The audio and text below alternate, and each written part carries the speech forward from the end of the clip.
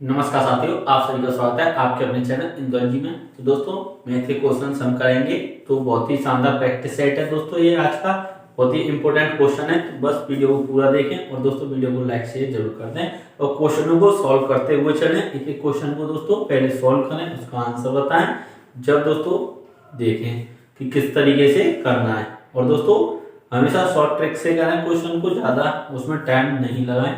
तो जैसे कि हम आपको कराएंगे दोस्तों, उस चीजों को आप ध्यान से देखें। तो स्टार्ट करते हैं। क्वेश्चन आपकी स्क्रीन पर है दोस्तों। तो क्वेश्चन दिया हुआ है, एक लंबवृत्तीय बेलन और एक गोले की त्रिज्याएं बराबर हैं और उनके आयतन भी बराबर हैं, उनके पृष्ठ क्षेत्रफल का अनुपात है। अब दोस्तों यहाँ पर बात हो रही है एक बेलन की और एक गोले की। तो इनकी त्रिज्याएं वो बराबर हैं और बराबर दोस्तों क्या दिया हुआ है, आयतन। तो पहले तो हमको बेलन का आयतन पता होना चाहिए, तो ये चीज आप नोट कर लें। बेलन का आयतन, बेलन को क्या कहते हैं दोस्तों इंग्लिश में, सिलेंडर, और आयतन को क्या कहते हैं, वॉल्यूम। तो अब क्या होगा, pi r square h, pi r square h. अब दोस्तों यहीं पे गोले का और लिख लें, गोले का आयतन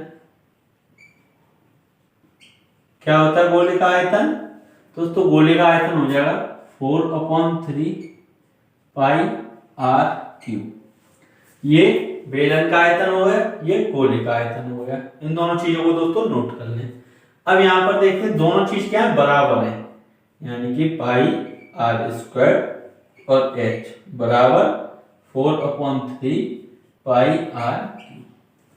अब दोस्तों जो कट रहा है उसको काट देते हैं। तो पाई से ये पाई कैंसिल, आर स्क्वायर से ये कैंसिल। अब बचा हमारा क्या, h बराबर 4/3 आर बचा। ठीक है। अब दोस्तों पूछ क्या रहा है कि पृष्ठ क्षेत्रफलों का अनुपात। अब यहां पर आपको पता होना चाहिए इनका पृष्ठ क्षेत्रफल। तो दोस्तों बेलन का पृष्ठ क्षेत्रफल क्या हो जाएगा, बेलन का यानी कि सरफेस एरिया, सरफेस एरिया क्या होगा दोस्तों, बेलन का टोटल सरफेस एरिया यानी टीएस है। तो ये हो जाएगा 2 पाई आर और h प्लस आर, ये हो जाएगा। और दोस्तों इसका क्या होगा, गोले का, तो इसका टीएस है यानी टोटल सरफेस एरिया क्या हो जाएगा 4 पाई आर स्क्वायर। इन चारों फॉर्मूलों को दोस्तों आप नोट कर लें। तो अब यहाँ पर हम एरिया लगाते हैं, बेलन का लगाते हैं दोस्तों, सिलेंडर का, और यहाँ पर गोले का यानी कि स्फीयर का। दोस्तों सिलेंडर का क्या हो जाएगा 2 पाई आर और ब्रैकेट में h प्लस आर, रेशियो कितना 4 पाई आर स्क्वायर। अब यहाँ पर दोस्तों जो कट रहा है उसको काट देते हैं। तो पाई आर, तो ये पावर कट जाएगी और ये पाई कट जाएगा। अब 2 से दोस्तों ये कितनी बार गया, 2 बार गया। अब यहाँ पर वैल्यू रख देते हैं हम, h की क्या 4/3 R plus R equal to 2r। अब दोस्तों यहां से हम इसको सॉल्व करेंगे तो ये कितना हो जाएगा 7r/3 बराबर 2r। तो यहाँ r से r कैंसिल, तो क्या आ जाएगा हमारा, तो ये आ जाएगा 7:6। क्या हो जाएगा दोस्तों 7:6, ये 3 इधर चला जाएगा तो ये यहाँ पर इससे कट जाएगा, तो 7:6 हो जाएगा। दोस्तों कौन सी ऑप्शन में दिया हुआ, ऑप्शन डी में दिया होगा, तो ये हमारा बिल्कुल राइट आंसर हो जाएगा। और इन फॉर्मूलों को दोस्तों आपको याद होना जरूरी है। ये फॉर्मूले दोस्तों आप नोट कर लें, आपको याद होगा तो अच्छी बात है, नहीं है तो दोस्तों अभी भी टाइम है, इनको याद कर लें। तो चलते हैं फिर हम नेक्स्ट क्वेश्चन पर। ये हटाते हैं दोस्तों, आपने नोट कर लिया होगा, और चलते हैं नेक्स्ट क्वेश्चन पर। तो क्वेश्चन आपकी स्क्रीन पर दिया हुआ, पढ़ें क्वेश्चन को और सॉल्व करें। तो दोस्तों क्वेश्चन दिया हुआ है, एक गांव की आबादी 20% प्रति वर्ष की दर से घट रही है। यदि 2 वर्ष पूर्व उनकी आबादी 10,000 थी तो वर्तमान आबादी है।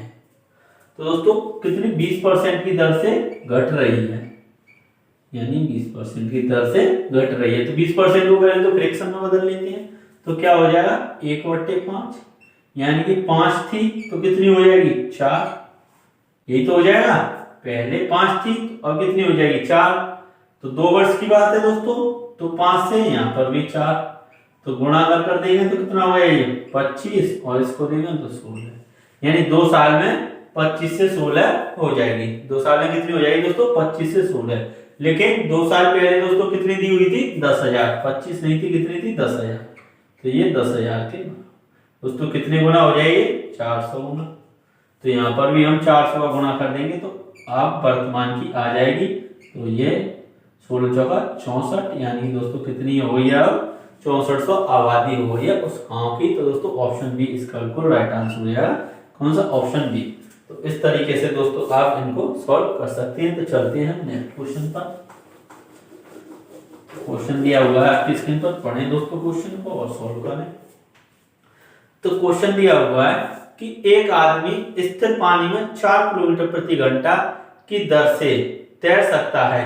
यदि पानी की चाल 2 किलोमीटर प्रति घंटा है तो 10 किलोमीटर ऊर्ध्व प्रवाह तैरने के लिए उसे कितना समय लगेगा? तो दोस्तों अब आपको यहाँ पर बताना है कि कितना समय उसको लगेगा। तो सॉल्व करें इसको। दोस्तों शांत जगह वो तैर रहा है तो उसको कितना? 4 किलोमीटर की रफ्तार से तैर रहा है। लेकिन अब पानी के प्रवाह के दोस्तों विपरीत जा रहा है तो 2 किलोमीटर पानी का प्रवाह है तो दोस्तों 2 किलोमीटर कम हो जाएगा ना? हो जाएगा। यानी कि मानकर चलिए कोई व्यक्ति है वो इधर जा रहा है और पानी इधर आ रहा है तो इसकी रफ्तार को कम कर देगा तो कितना बचेगा दोस्तों? 2 किलोमीटर प्रति घंटे की रफ्तार रह जाएगी, क्योंकि 2 किलोमीटर की रफ्तार से इसको पीछे करेगा। ये 4 किलोमीटर पीछे जा रहा है तो बचा कितना? तो दोस्तों जब एक साथ चलेंगे तो जुड़ जाता है पानी के केस में, और जब दोस्तों विपरीत दिशा में चलते हैं तो घट जाता है। तो कितनी आ गई? जो उसकी स्पीड होगी दोस्तों 2 किलोमीटर होगी। तो यहाँ पर कितना किलोमीटर है? 10 किलोमीटर है। तो 2 की स्पीड से तो टाइम हमारा आ जाएगा, यानी कि ये दूरी बटे 4 बराबर क्या होता है? समय होता है। तो ये इससे काट देंगे तो क्या आ जाएगा दोस्तों? 5। तो 5 घंटे इसका बिल्कुल राइट आंसर आ जाएगा, ऑप्शन सी। तो इस तरीके से दोस्तों आप इसको कर सकते हैं। तो चलते हैं नेक्स्ट क्वेश्चन पर। दोस्तों क्वेश्चन आपके सामने दिया हुआ है, पढ़ें क्वेश्चन को और आंसर दें। तो क्वेश्चन दिया हुआ एक अर्धवृत्ताकार पथ की परिधि 36 मीटर है। उस अर्धवृत्ताकार पथ का क्षेत्रफल है। तो दोस्तों अब इसको आप सॉल्व करें जल्दी से, क्या इसका आंसर होगा? तो बताएं इसका आंसर क्या आएगा, कैसे ये क्वेश्चन सॉल्व होगा। तो दोस्तों देखें ये कैसे सॉल्व होगा।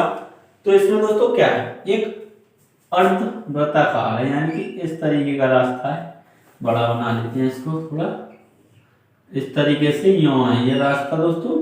तो अब इसकी परिधि की बात करें हम, तो ये यहां से देखें तो ये पूरा जा रहा है दोस्तों, ये परिधि तो होती है और ये भी इसमें ही काउंट हो जाएगी। यानी कि जो अर्धवृत्त की परिधि होती है दोस्तों वो क्या होती है हमारी? पाई r प्लस 2r। ये अर्धवृत्त की परिधि होती है। और दोस्तों पूर्ण वृत्त की यानी पूरे वृत्त की दोस्तों परिधि क्या होती है? तो होती है 2 पाई r। तो ये दोस्तों पाई r यानी कि आधे गोले की, और ये भी तो परिधि, तो ये 2r हो जाएगा, क्योंकि ये भी काउंट होगा तो ये 2r। अब दोस्तों ये कितना दिया हुआ है? 36 दिया हुआ है। कितना? 36 मीटर दिया हुआ है। तो अब r यहाँ से कॉमन ले लेंगे और ये कितना है? पाई। तो पाई का वैल्यू रख देंगे 22/7 प्लस यहाँ पर क्या बचा? 2 बराबर 36। तो r और दोस्तों ये कितना हो जाएगा हमारा? 7 दूनी 14 और 22 36/7 बराबर 36। 36 से 36 कैंसिल हो जाएगा, r बराबर दोस्तों क्या आ जाएगा? 7। अब आपको क्या निकालना है कि अब आपको क्षेत्रफल निकालना है दोस्तों इसका अर्धवृत्त का। तो जल्दी से निकालना है इसका क्षेत्रफल क्या होगा। निकाल सकते हैं आप या नहीं निकाल सकते दोस्तों? जल्दी से निकालें, इसका आंसर क्या हो जाएगा। तो अर्धवृत्त का पहले तो फॉर्मूला क्या होगा ये आपको पता है? नहीं पता है? अर्धवृत्त में कुछ नहीं है दोस्तों, जो वृत्त का फॉर्मूला होता है क्या होता है? क्षेत्रफल का पाई r स्क्वायर। तो उसी को आपको आधा कर देना, हमारा अर्धवृत्त का आ जाएगा। तो चलो करते हैं किस तरीके से हुआ।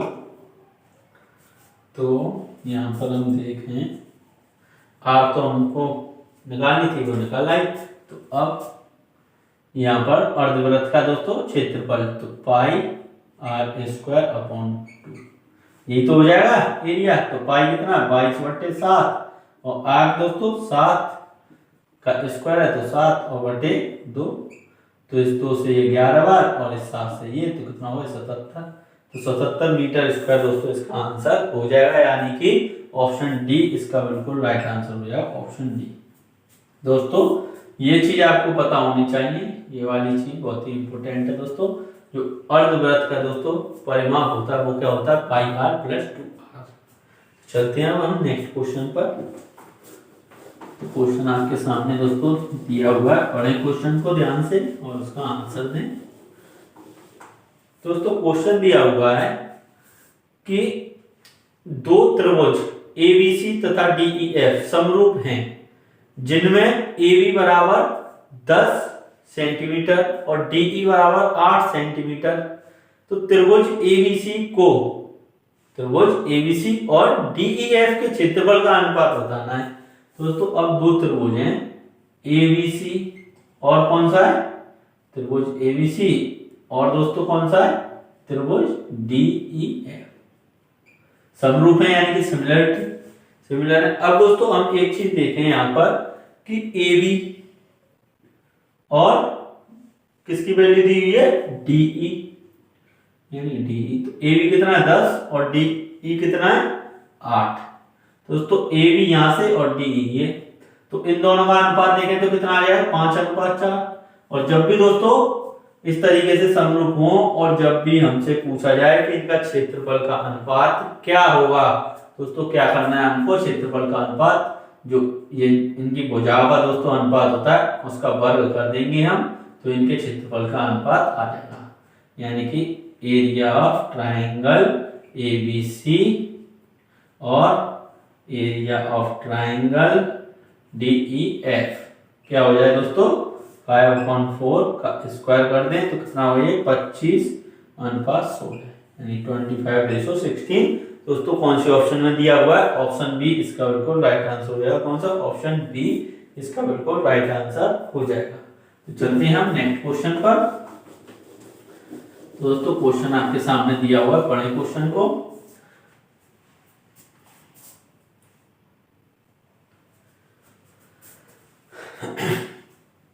तो दोस्तों क्वेश्चन दिया हुआ है कि 14 + 6√5 का वर्गमूल होगा, यानी कि 14 + 6√5 का वर्गमूल।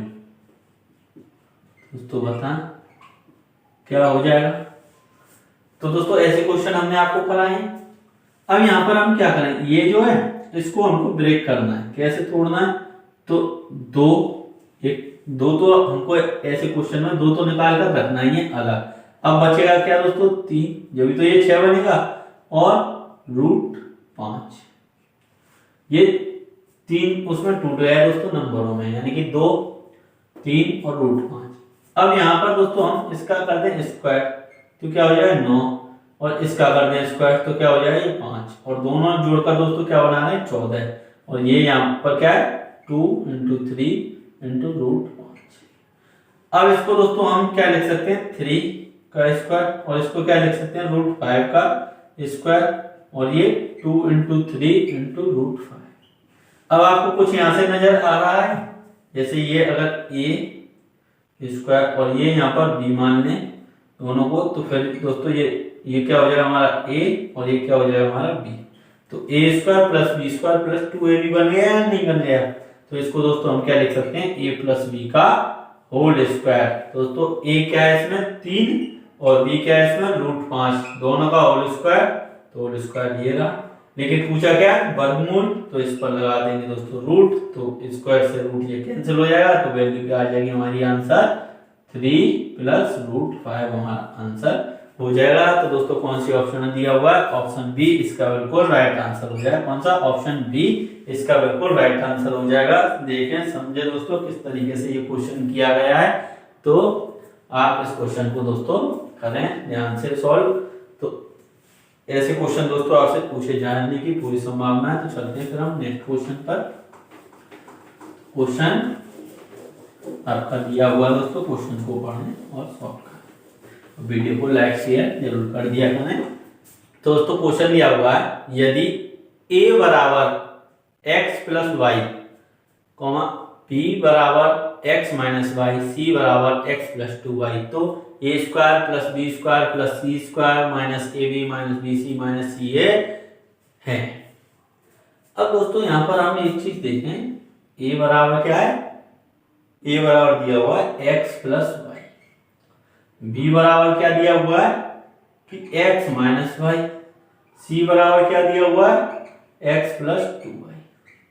अब हम यहाँ पर दोस्तों एक चीज करते हैं, क्या कि x बराबर मान लेते हैं 1 और y बराबर मान लेते हैं 1। अब यहाँ पर a की वैल्यू क्या आ जाएगी 2, b की वैल्यू क्या आ जाएगी 0 और c की वैल्यू दोस्तों क्या आ जाएगी 3। यही आ जाएंगी a b c की वैल्यू, उनको हम इसमें पुट कर देते हैं a square plus B square plus C square, फिर क्या दिया हुआ minus A B minus B C minus C A. तो अब यहाँ से हमारा दोस्तों आंसर आने वाला है, देखें तो a की जगह पर तो ये 4 हो जाएगा क्योंकि a की वैल्यू 2 है, 2 का स्क्वायर, b की दोस्तों क्या हो जाएगी ये 0 और c की जगह पर क्या आ जाएगा 9 माइनस ab। अब दोस्तों ab का गुणा करेंगे यानी कि इन दोनों का गुणा होगा तो 0, bc का दोस्तों गुणा करेंगे तो 0 और ca का गुणा करेंगे तो कितना होगा 6। इनको जोड़ने तो 13 माइनस 6 बराबर कितना होगा 7। कितना आएगा दोस्तों 7। अब ऑप्शन में देखिए कहीं 7 है तो 7 एकदम सिंपल दोस्तों नहीं दिया हुआ है, लेकिन हमारा ऑप्शन डी में दिया हुआ है। क्या दिया हुआ है दोस्तों ऑप्शन डी में 7y²। तो अब इसको आंसर माने, क्यों माने इसको आंसर, तो दोस्तों देखें अभी यहाँ पर तो 7 और y की वैल्यू हमने क्या मानी थी 1, तो 1 का कर दें स्क्वायर तो ये क्या हो जाएगा 7 आंसर आ जाएगा नहीं आएगा, यही तो हमारा आ रहा था। इसी तरीके से दोस्तों ये जरूरी नहीं है कि x बराबर 1 ही माने, कुछ भी मान सकते हैं, वैल्यू आपकी सेम यही आएगी 7 वाला ही दोस्तों ऑप्शन डी 7y² ही आंसर आने वाला है। तो चलते हैं दोस्तों, आपकी समझ में आया हुआ, इस तरीके से आप इन क्वेश्चनों को सॉल्व कर सकते हैं। डायरेक्ट ये वैल्यू यहाँ पर ना रखें दोस्तों, फिर थोड़ा टफ हो जाएगा आपके लिए, कैलकुलेशन टाइम ज्यादा लगेगा, तो कोई फायदा नहीं है, इस तरीके से ही करें। तो चलते हैं नेक्स्ट क्वेश्चन पर। तो क्वेश्चन आपकी स्क्रीन पर दिया हुआ है दोस्तों, क्वेश्चन को पढ़ें और आंसर दें। तो क्वेश्चन दिया हुआ है, यदि किसी आदमी को अपनी पूंजी के 1/4 भाग पर 3% ब्याज मिलती है, 2/3 पर 5% और शेष पर 11%, तो उसे समग्र पूंजी पर मिलने वाला प्रतिशत है। अब दोस्तों यहाँ पर देखें कितना दिया हुआ 1/4 पर बात हो रही है, और किसकी बात हो रही है 2/3 की बात हो रही है, 2/3 की। तो अब हम कोई एक ऐसी पूंजी मानते हैं, क्या करें दोस्तों, कोई एक ऐसी वैल्यू मानते हैं जो उसकी होगी, तो इन दोनों का एलसीएम हम मान लेते हैं, यानी कि 12 रुपए उसकी जो पूंजी थी वो मान लेते हैं। पूंजी दोस्तों ये थी 12 रुपए, उसकी पूंजी क्या थी दोस्तों 12 रुपए थी, सही है। अब यहाँ पर हम इसको काट निकाल देते हैं, 12 का 1/4 कितना हो जाएगा, ये 12 का दोस्तों 1/4 तो निकाल देते हैं 1/4, ये यहाँ से कटेगा तो कितना आ गया 3। अब 12 का दोस्तों 2/3 कितना हो गया 2/3 दोस्तों 8 हो गया। अब 8 और 3 कितने हो गए 11, लेकिन टोटल कितना था 12, तो शेष हमारा कितना रह गया, शेष बचा दोस्तों 1। अब तीनों को जोड़ लें तो पूंजी दोस्तों उसकी कितनी हो जाएगी 12 हो गई या नहीं हो गई। इस 3 पर दोस्तों 1/4 पर कितनी परसेंट ब्याज मिल रही है उसको 3%, 3% का इसमें गुणा कर देंगे। 8 पर दोस्तों कितनी में ब्याज है 5%, तो 5 का गुणा, और जो शेष बची थी राशि उस पर कितनी है 11%। दोस्तों अब हम इसका निकाल लेंगे, तो ये कितना हो जाएगा 9%, और ये कितना हो जाएगा 40%, और ये कितना हो जाएगा 11%। इन तीनों को दोस्तों जोड़ लें तो कितना आ जाएगा ये 60%। अब 60%, अब वो बात क्या कर रहा है कि अलग अलग ना लेकर इन पर ब्याज, तो पूरी पूंजी पर एक कितने परसेंट की ब्याज दें तो वो इसके बराबर हो जाए। तो टोटल पूंजी कितनी है 12 ही तो 60% में 12 का हम जब भाग कर देंगे तो कितना आ जाएगी 5%, कितना है 5%। तो ये हमारा आंसर हो जाएगा कौन सा दोस्तों ऑप्शन बी, इसका बिल्कुल राइट आंसर हो जाएगा कौन सा ऑप्शन बी। 12 में दोस्तों 5 का गुणा कर दें तो कितना होगा 60% हो जाएगा, नहीं हो जाएगा बिल्कुल, तो दोनों बात एक ही तो है दोस्तों। तो इस तरीके से आप इस क्वेश्चन को कर सकते हैं। तो चलते हैं फिर हम नेक्स्ट क्वेश्चन पर। ये जरूरी नहीं है दोस्तों 12 ही मान है, आप कुछ भी मान सकते हैं, आंसर आपका सेम आएगा। 12 इसलिए माना है क्योंकि वो दोनों संख्याओं से कट जाएगा दोस्तों। एलसीएम को ही माने तो अच्छा रहेगा, क्योंकि आपकी कैलकुलेशन ज्यादा मैटर करती है। कैलकुलेशन जितनी कम होगी, आंसर जितनी जल्दी आएगा उतना अच्छा रहेगा, क्योंकि दोस्तों टाइम को मैनेज करते हुए चलना है। तो अब हम चलते हैं नेक्स्ट क्वेश्चन पर।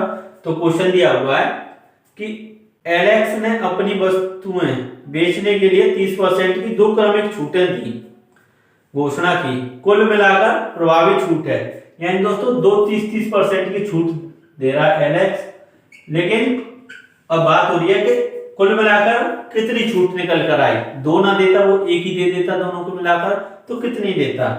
दोस्तों अब हम 30% को क्या लिख सकते हैं, 3/10 लिख सकते हैं, इसको भी 3/10, यानी 10 रुपए की चीज पर 3 रुपए की दोस्तों छूट, तो कितने की बेची, 7 की।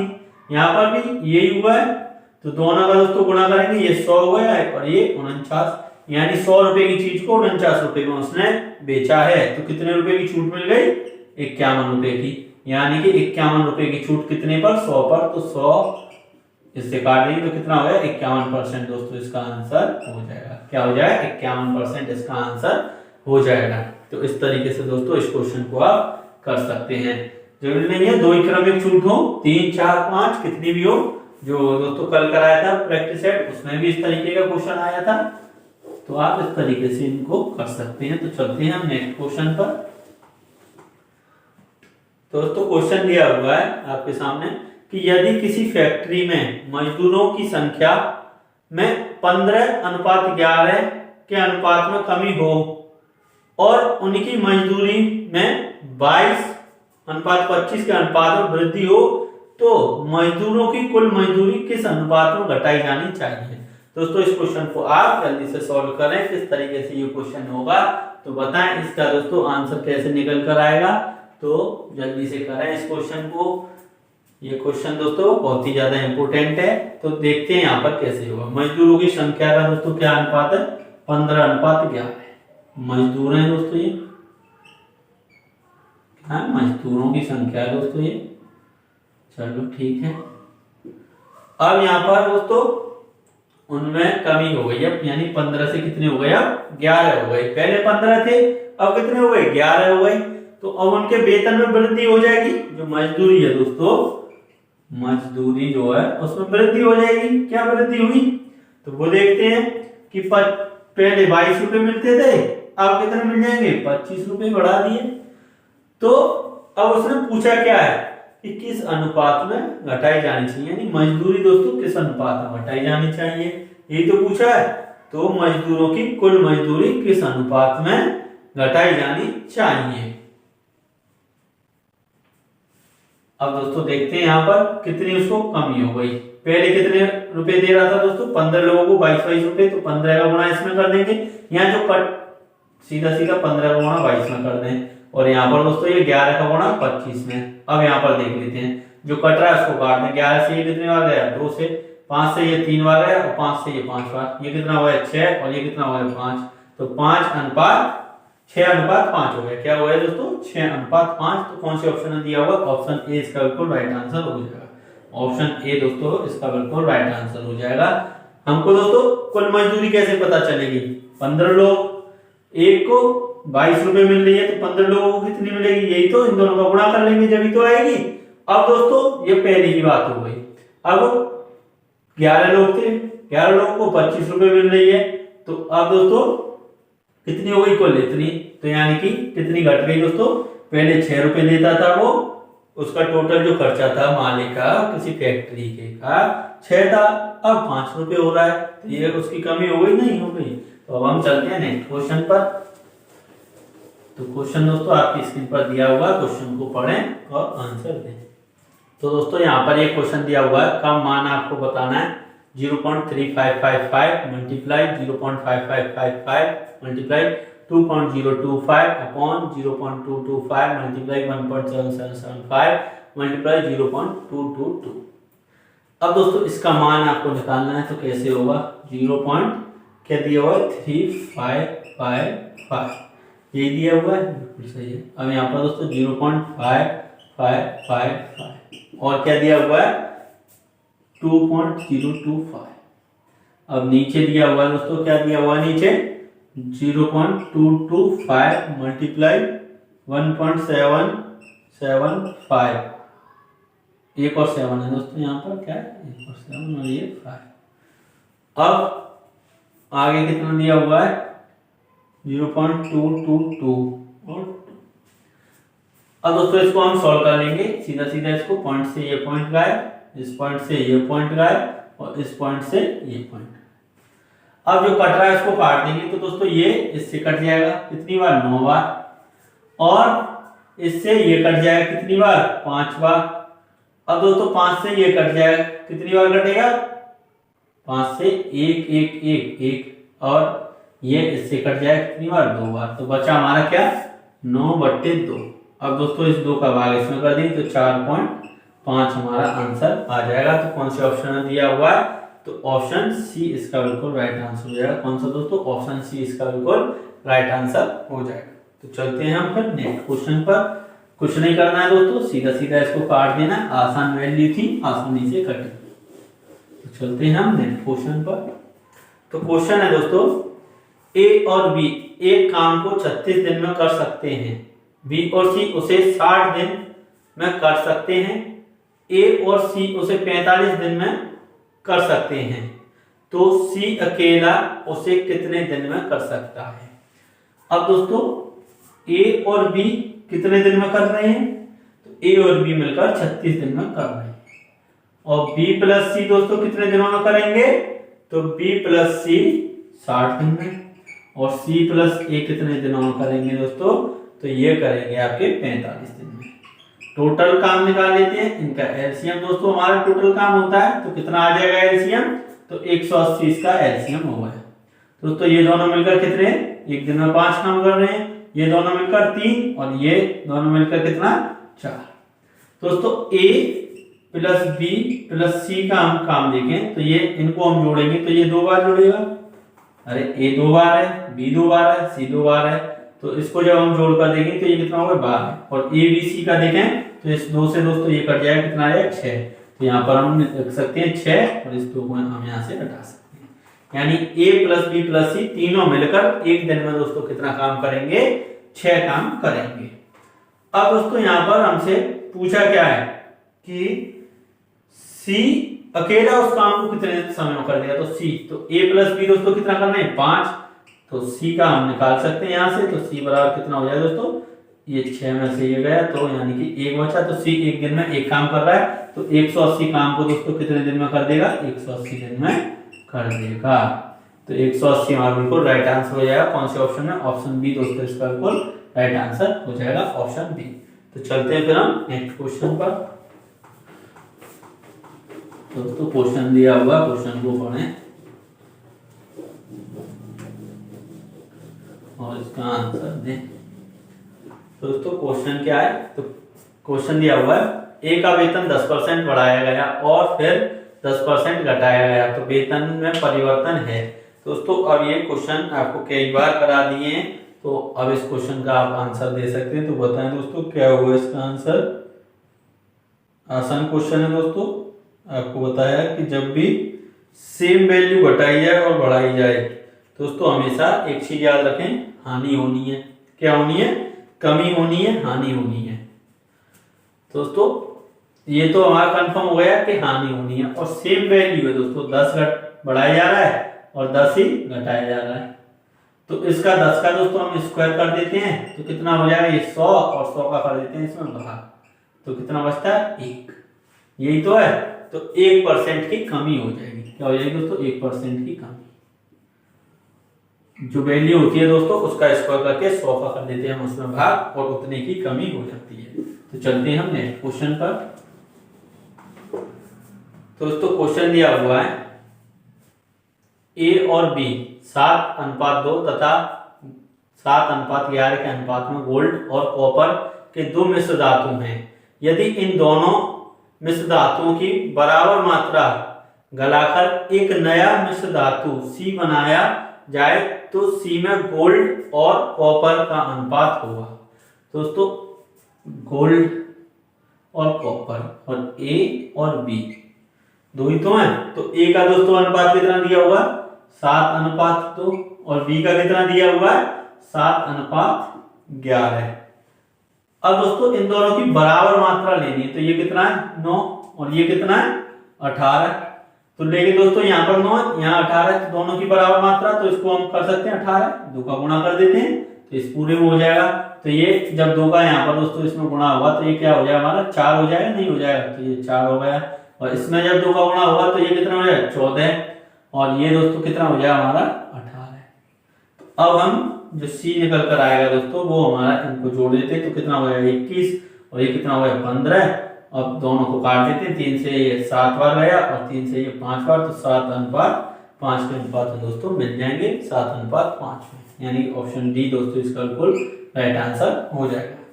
तो फिर चलते हैं हम नेक्स्ट क्वेश्चन पर। दोस्तों क्वेश्चन दिया हुआ है आपकी स्क्रीन पर, पढ़ें क्वेश्चन को कि ए एक साइकिल बी को 10% लाभ पर बेचता है, बी उसे सी को 20% लाभ पर बेचता है। यदि सी उसके लिए 264 देता है तो ए ने वह कितने में खरीदी थी।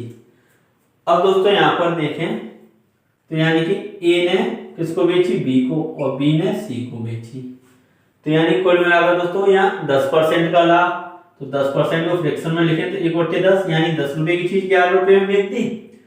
अब 20% का लाभ यानी कि 20% को दोस्तों जब फ्रैक्शन में हम लिखेंगे तो क्या हो जाएगा ये 1/5 यानी 5 रुपए की चीज 6 रुपए में बेच दी।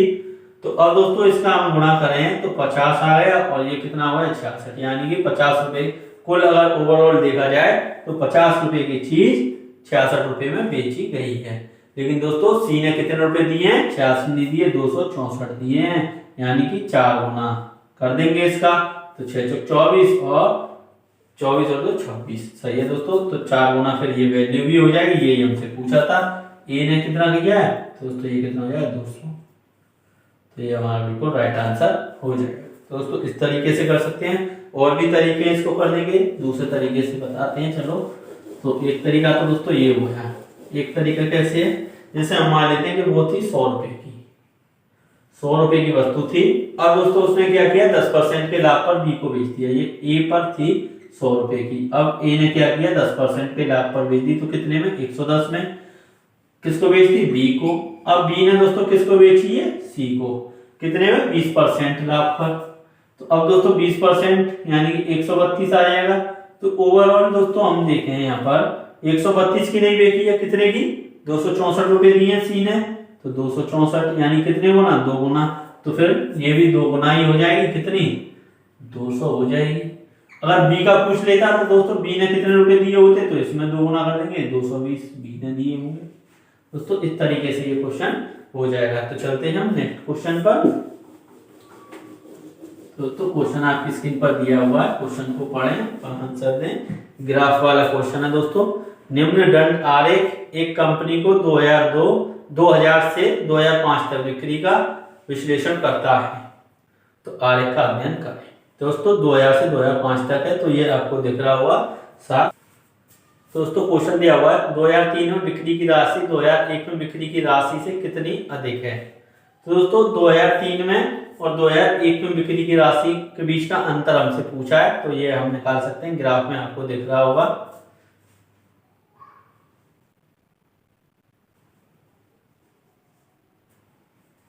तो दोस्तों 2001 में कितनी है 320 और 2003 में कितनी है 420, 2003 में कितनी है 420, कितना अंतर आएगा दोस्तों 100 का।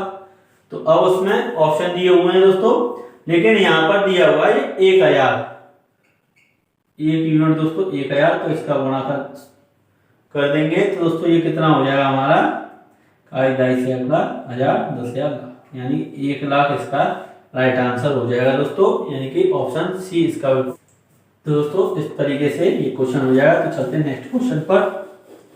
तो क्वेश्चन दिया हुआ है 2001 में बिक्री 2002 की बिक्री के कितने गुना है। 2001 में 2002 की बिक्री की कितनी गुना है। तो दोस्तों 2002 में कितनी दी हुई है 400 और 2001 में कितनी दी हुई है 320। तो अब हम देखें दोस्तों ये कितने गुना हो जाएगी, यहाँ पर निकाल लेते हैं। तो ये 8 से काटें तो 4 से काट देते हैं दोस्तों इसको 4 से, तो 4 से ये 8 बार और 4 से ये 10 बार, तो यानी कि 0.8 गुना हो जाएगी। कितनी हो जाएगी दोस्तों? 0.8 गुना है। तो चलते हैं फिर हम नेक्स्ट क्वेश्चन पर। दोस्तों क्वेश्चन दिया हुआ है कि किस वर्ष में बिक्री में पिछले वर्ष की अपेक्षा न्यूनतम वृद्धि हुई है, यानी कम वृद्धि दोस्तों किस वर्ष में हुई है। दोस्तों 2001 से 2002 में वृद्धि हुई है, ये तो बहुत ज्यादा गैप है तो इसको तो चेक करेंगे नहीं। फिर 2002 से 2003 में वृद्धि हुई है दोस्तों, ये कितनी हुई है ये देखते हैं हम, यानी 400 से 420 पर पहुंच गया है। और दोस्तों एक 2003 से 2004 में वृद्धि हुई है, यानी कि 420 से 440 तक। तो यानी कि दोस्तों हम देखें यहाँ पर तो कितने की 20 की वृद्धि, यहाँ पर कितने की 20 की, लेकिन 20 की वृद्धि दोस्तों इस वाले में कितने पर हुई है 400 पर। तो ये काट कर देखेंगे कितना हो गया 5% की वृद्धि हुई है। और यहाँ पर देखें तो 20 से दोस्तों 420 पर हुई है, तो ये इससे कैंसिल। तो अब दोस्तों हम यहाँ पर एक चीज देखें तो ये यहाँ पर 400 था, ऊपर की वैल्यू तो सेम है, नीचे जितनी बड़ी वैल्यू होती है वो पूरा सॉल्व कर कर उतना ही छोटा आता है। तो दोस्तों ये वाला न्यूनतम वृद्धि हुई है, कौन सी वाली दोस्तों? 2004 वाला सही आंसर हो जाएगा 2004। तो चलते हैं फिर हम नेक्स्ट। तो दोस्तों 2002 में कितनी हुई है बिक्री? 2002 में हुई है दोस्तों 400, और 2004 में कितनी हुई है 440, यही तो है। तो यानी दोस्तों कितना ज्यादा हुई है 40। तो दोस्तों 2002 में 400 और 2000, तो दोस्तों 2002 में 400 और 2004 में 440, यानी कि 440 दोस्तों 400 का हम निकालेंगे कितना परसेंट हो जाएगा, तो ये इससे कट जाएगा और ये इससे, यानी 110% हो जाएगा। यानी दोस्तों 2004 की जो बिक्री है 2002 की बिक्री से 110% अधिक है। तो यहाँ पर दोस्तों आपके ये क्वेश्चंस हो जाते हैं कंप्लीट। तो आज का सेशन दोस्तों आपको कैसा लगा कमेंट करके जरूर बताएं, और वीडियो अच्छी लगी हो तो वीडियो को लाइक करें, अपने सभी दोस्तों में शेयर कर दें, और चैनल सब्सक्राइब नहीं किया तो चैनल को सब्सक्राइब भी करें। Thank you, all the best.